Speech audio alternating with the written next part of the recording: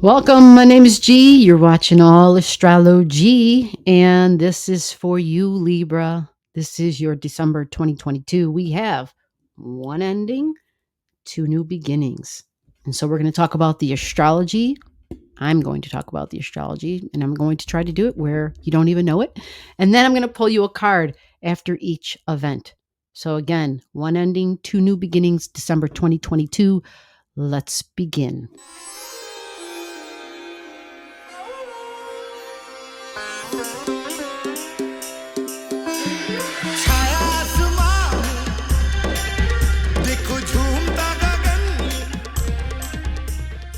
Right at the beginning of December, around December 7th, we have for Librans an ending. And your ending is going to take place with your mind, with your thoughts, the way you communicate and think and possibly teach, right? Or are you going to school? Do you go to school? Is there something religious or spiritual that you partake in? Have you been considering doing something that's more of connecting with the community, hands on, even because it's Gemini energy, right? It's all about the hands, but it's talking and relating and communicating. So it could be like this, right? There could be a lot of these kind of communications going on. Okay. Now, Gemini is all about learning, but this is you completing something. Now, because of the location of this happening in your ninth house of I have to get in the car and go very, very far, or it's just a trip, a travel. I have to get in a plane even, but it's something where you're traveling. It's a journey. It's a journey. So you're going to places possibly that are new to you, places that seem, I should say, foreign in some way. So maybe you go there and people that are there look different than you, or you look different than them, right? That goes both ways. But it can also be languages, speaking different languages, right? Immersing yourself in different cultures, possibly even. There's something you're doing, but it's a completion energy. Okay. Now, this ending can be a big deal. All right. If you have something at 16 degrees, because Mars is part of this ending. Mars will be not far away at the time of this full moon. It's conjunct this full moon. So it's in Gemini energy. So some form of communication, teaching, neighbors, siblings, um, classmates, peers, right? Somebody who we see almost regularly, if you can think about it that way, because it could be online, because it can be digital. It's Gemini energy, so it can be being online, and if you have friends online that you maybe have never met, but they feel like family because you have the same either political or religious beliefs, right? You have the same philosophies on life. There could be some of that kind of camaraderie going on. Yeah, there's something that's ending. So it could even be somebody who's taking an online class that could be ending for you. Absolutely. But it's a closure and a completion. And so when we say closures and completions, it doesn't have to be necessarily like a friendship ending, although for some folks it could be, because they could be like real friends as opposed to internet friends, like people you actually know what they look like and you've been and had coffee with them or something, right? No, this is Gemini energy, and then it's in that ninth house, so it's real possible it's people that you only know through the emails or in that whatever that digital platform was. It could be that too. Okay, so completions and endings, Gemini energy, and it has to do with the way we think and talk and communicate and relate. Okay, now we're going to pull a card for this, and this will give you a visual, and then we'll jump into the other two new beginnings. If I didn't tell you, this happens at the beginning of December, and it's like December 7th. So ever take a day or two before, day of, a couple days after, possibly, because if you have something at that matching degree or even a 2-degree orb, you may feel it sooner, right? You may be like, oh, this is what G was talking about. This is now over. And it's okay. Not all endings have to be sad, right? It's just, oh, but we finished. We're done. Right. Could be an online class, could be seminars, could be whatever. Okay. Now, this is like a practical thing. Looks kind of like homey, but it's a mothering thing. So possibly a family member. We see the Virgo energy up in one corner and we see Cancer energy in the other corner. So that screams family, which is interesting because this is in Gemini, which is sibling energy. Ooh. But because it's Virgo, it's something practical. It's like a communication, but it doesn't have to be, this isn't like a Scorpio thing where there's a hurt or a wound or something intense or powerful. No, this is the Mercury and the Moon. So talking to a family member, right? Or just a communication from a family member. Maybe there was something people were planning, and so they're done making the plans. And I say planning because this is in your ninth house, and the ninth house is that placement of prophecy, ninth house, prophecy. Yeah, that's where you're having your completion. So prophecy meaning like you may sometimes hear things and you're like, okay, that wasn't from me. I don't know where the hell I got that from. Like that just came in from God or the universe or whatever. Yeah, that's a real possibility.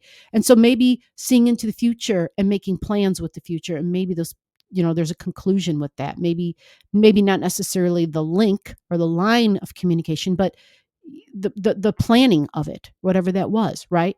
And so it's a change possibly, or considering options, because Mercury is on this card and Mercury rules this full moon. Right. Mercury is the ruler of this full moon. And you have Mercury on this card, but this Mercury is showing Virgo. So it can be job and daily tasks, daily routines change possibly. So maybe one routine ended and a new one is beginning. That's kind of how this looks, especially if you don't have any little ones at home, like this card suggests, the nurturing that a mother gives.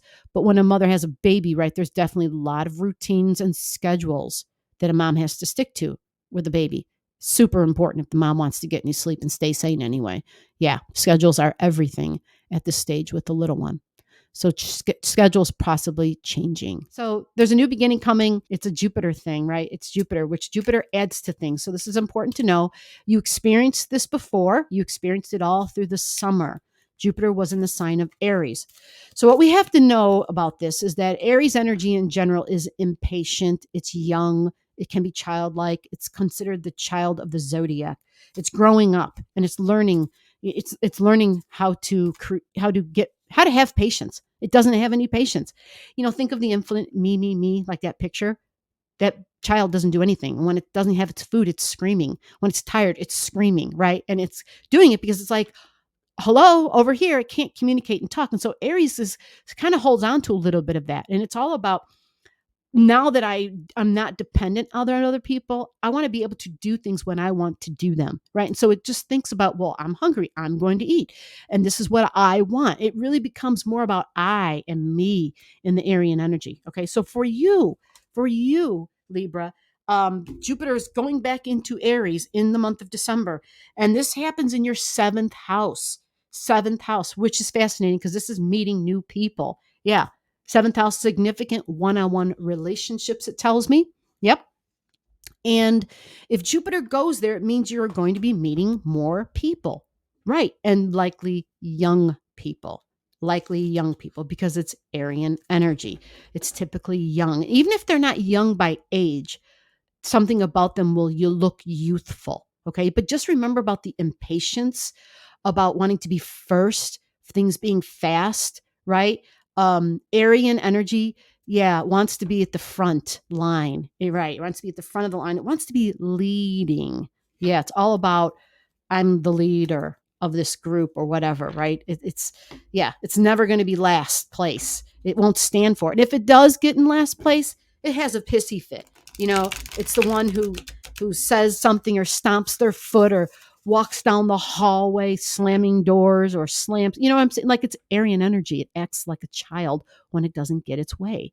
So it could just bolt out of the house because it didn't get its way. I mean, there's just like different examples of how children act. Some actually lay on the floor and, like, I don't know, they have like their little fits or whatever, right? Some are really mean, which could be Aries, because they'll fight, they'll bite, they'll punch, they'll scratch. Like, that's Aryan energy. It's the one who's got a weapon and it fights. That's Aryan energy. Yeah, it can be combative, absolutely. So impatient and getting annoyed and irritated very easily because of our lack of patience.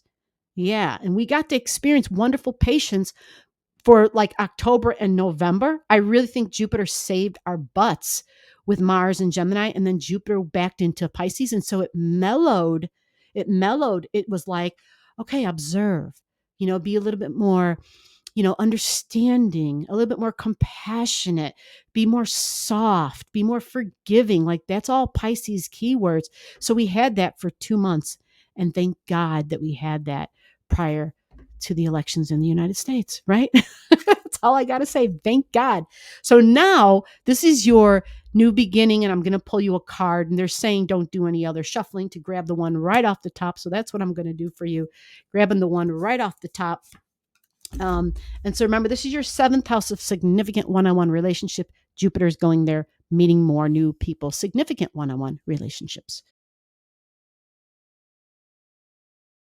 So what does this card tell us? This card is time. It's family history, family from the past, possibly people in your life that you're meeting, these new individuals you're going to have soul history with. Yep. Soul history with. You might meet people who remind you of home, who remind you of mom. There's something here, right? I will have to add, though, that because Saturn in Cancer, it kind of leads to depression. Not saying you're going to have depression or experience it, but there may be people that you're meeting who remind you, was your mom someone who suffered mental illness in any way, any form or fashion, who suffered from maybe depression? Saturn, it makes our emotions cold and restrictive and flat, almost like, do I have a family? That kind of vibe to it. So it doesn't necessarily feel really awesome, but also remember the good thing. And the good thing here is that Jupiter in Aries is optimistic. It's fiery. It's positive. It brings the light. It's fearless. Aries is fearless because it's young. Sometimes, whether someone's fearless or maybe not real smart, right? They don't see the dangers along the way.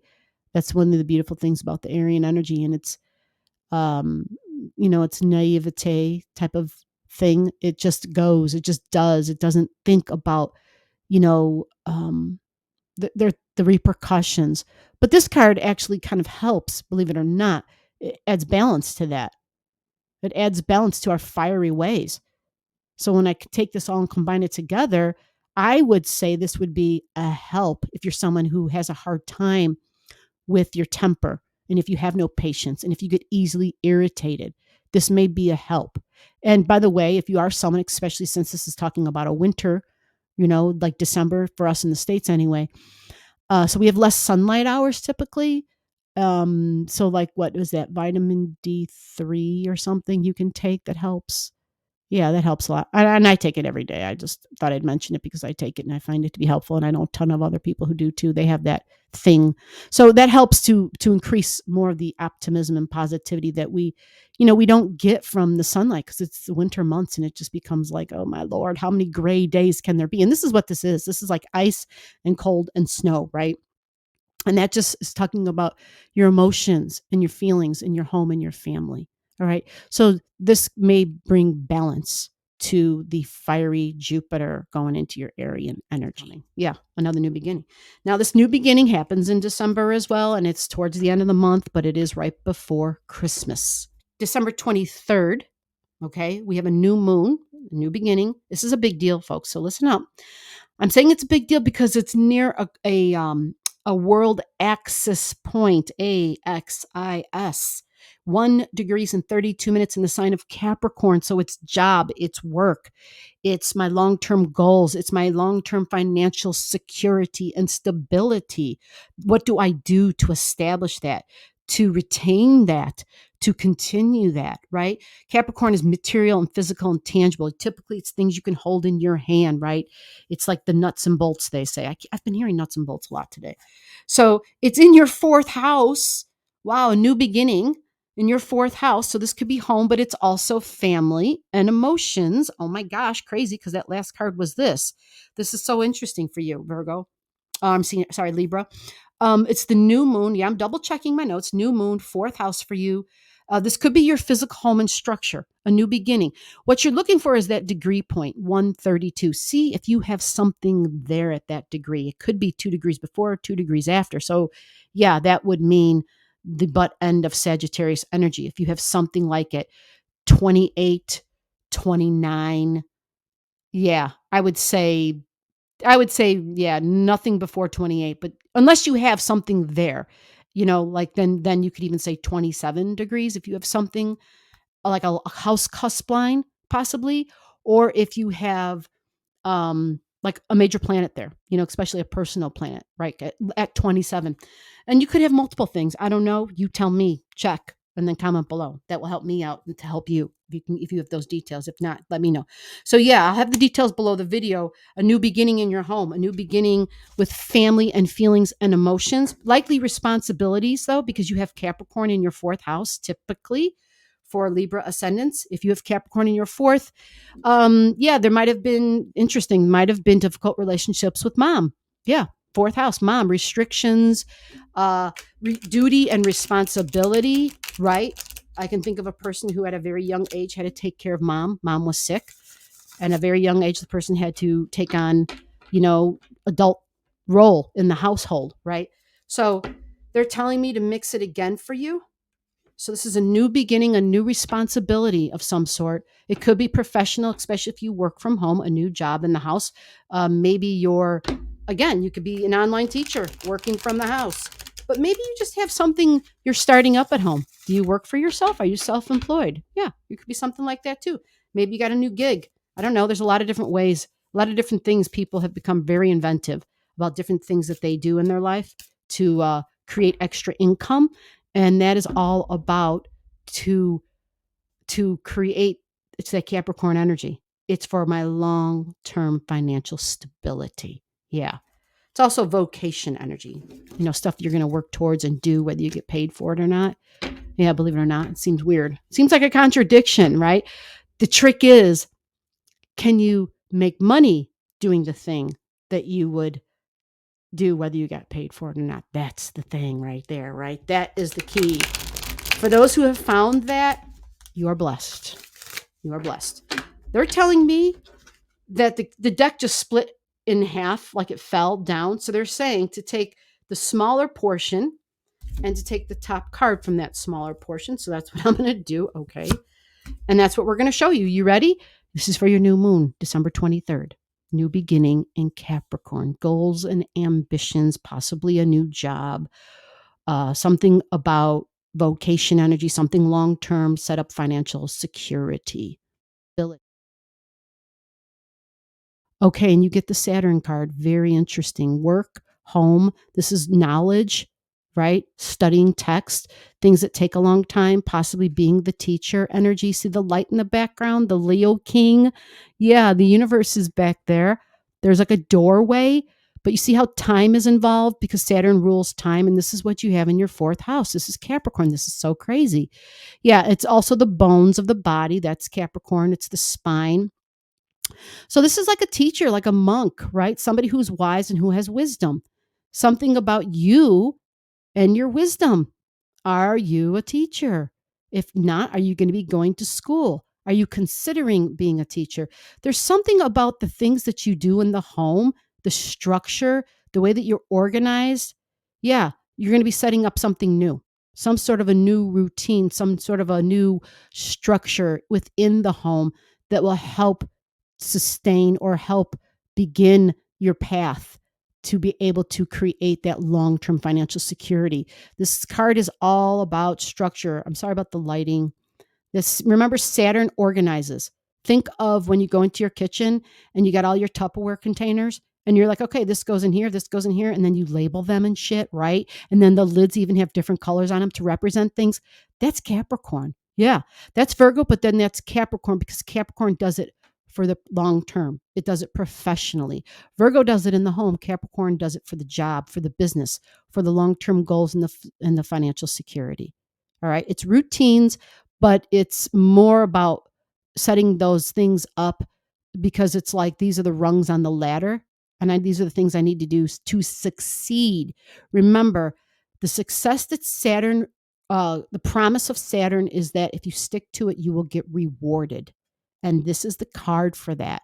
This is saying there's a reward. See the king? See the crown in that background? Sometimes I can see it and sometimes I can't. It's so weird how this is working out today. But yeah, they're that crown, the kingly crown, and that light back there, like a doorway opens up. Yeah, possibilities are infinite because once we pass the tests of Saturn, we are acknowledged and recognized. Yes, we are acknowledged and recognized for what we've accomplished, and we are given rewards. Below the video, I'll have all the degrees for those of you who like to pay attention to the degrees in your chart. Again, if you don't know and you want to know, just comment below.